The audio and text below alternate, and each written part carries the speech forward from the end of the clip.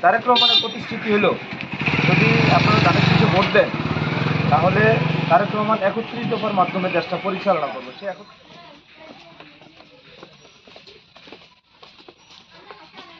সালাম দিতে আসছি। আপনি ভালো আছেন? ভালো আছেন?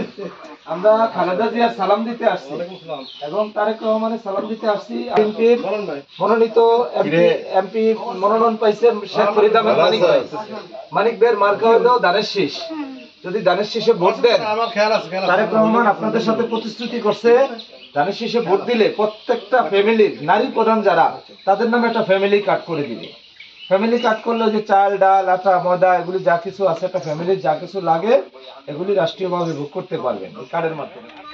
সবার জন্য খাদ্য বস্ত্র নিশ্চিত করবে আপনি বুঝলেন, আর সবার পরিবারের প্রধানের জন্য ফ্যামিলি কার্ড করে দেন। আমরা দীর্ঘদিন বিভিন্ন রাজনৈতিক দলের বিভিন্ন শাসন দেখছি, তবে আমরা হিন্দু সম্প্রদায় বিশেষ করে বিএনপির আমলেই মোটামুটি নিরাপদে ছিলাম।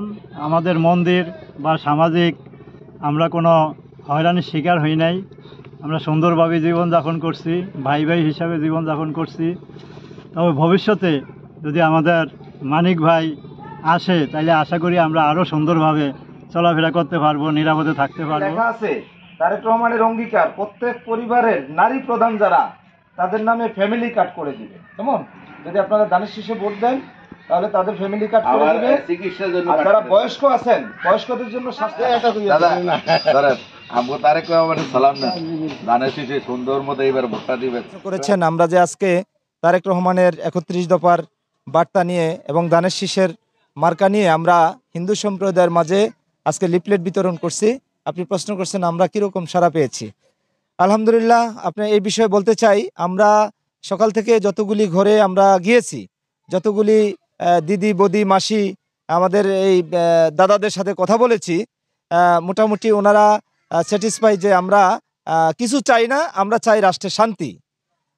ওনাদের ম্যাক্সিমাম লোকের চাওয়া হলো যে আমরা কিছুই চাই না, আমরা চাই আপনাদের কাছ থেকে রাষ্ট্রটা যেন শান্তিভাবে চলে। তো সেই বিষয়ে আমরা বলছি তারেক রহমান যদি আপনারা ধানের শীষে ভোট দেন, তারেক রহমান যদি রাষ্ট্রপ্রধান হয় তাহলে রেইনবো নেশন বাস্তবায়ন হবে বাংলাদেশে। তো রেইনবো নেশন তো অনেক শিক্ষিত গ্রামের মানুষ বুঝে না।